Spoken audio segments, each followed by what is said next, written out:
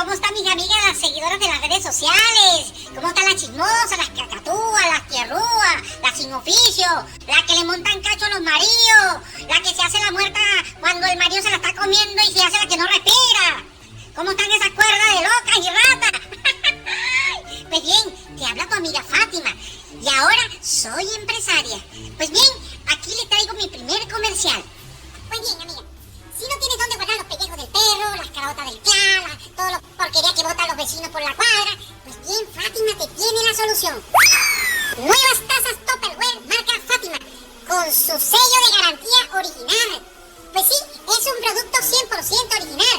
Así que, ¿qué esperas ya? Por la compra de 75 tazas Tupperware Fátima, te llevarás gratis un hermoso termo casero Fátima.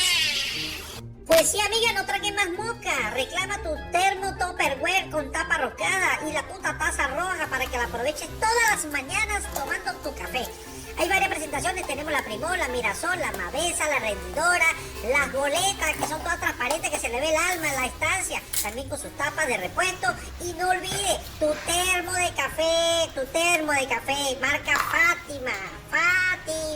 Fátima, ¿dónde está la mantequilla? Que tengo días que no veo mantequilla aquí en la casa y todos los días se compra una, ¿Dónde está la mantequilla? No sé qué está pasando. Dime, mi Dani. Coño de su madre, me caí con los kilos. Ay, que mi daddy no se entere que yo boto la mantequilla para vender los potecitos. Se va a caer mi negocio.